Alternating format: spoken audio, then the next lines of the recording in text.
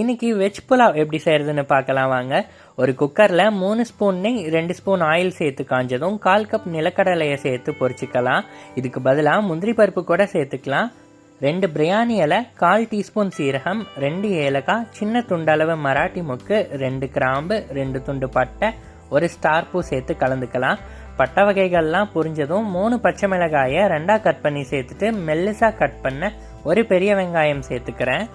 இந்த ரெசிபியை பொறுத்தவரை வெங்காயம் கண்ணாடி பதமானா போதும். கோல்டன் ப்ரௌன் ஆகிட்டா புலாவ் கலர் மாறிடும்.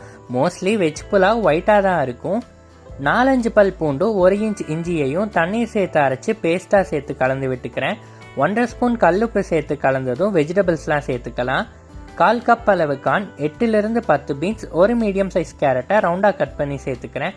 கானை அப்படியே பச்சையாக உதுத்துட்டு சேர்த்துக்கலாம். வேக வச்சு சேர்க்கணுன்னு தேவை கிடையாது. தென் ஒரு உருளைக்கிழங்க வேக வைக்காம தோல் நீக்கி மீடியம் சைஸ் பீஸாக கட் பண்ணி எண்ணெயில் வறுத்து சேர்த்துக்கிறேன். அடுத்ததாக ஓவர் நைட் சுடு தண்ணியில் ஊற வச்ச பட்டாணியை ஆட் பண்ணிக்கிறேன். நீங்கள் ஃப்ரெஷ் பச்சை பட்டாணி கூட சேர்த்துக்கலாம், ரொம்ப சூப்பராக இருக்கும். எல்லாத்தையும் கலந்து விட்டு ஹை ஃப்ளேமில் 5 to 8 நிமிஷம் வெந்ததும் அளவு தண்ணீர் ஊற்றிக்கலாம்.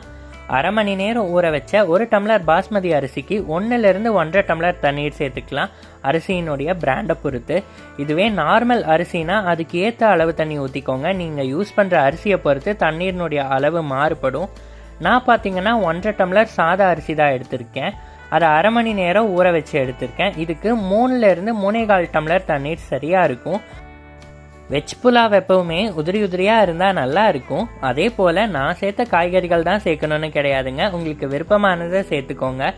3 விசில் விட்டு எடுத்து ப்ரெஷர் போனதும் சூடாக கமகமன்னு உதிரியான வெஜ் புலாவ் தயாராகிடும். இது கூடவே சிக்கன் கிரேவி மாதிரியான காரமான சைடிஷோட சாப்பிட்டா சூப்பராக இருக்கும். கண்டிப்பாக நீங்களும் இந்த ரெசிபியை ட்ரை பண்ணி பார்த்துட்டு எப்படி வந்திருக்குன்னு சொல்லுங்கள். தேங்க்ஸ் ஃபார் வாட்சிங். நன்றி, வணக்கம்.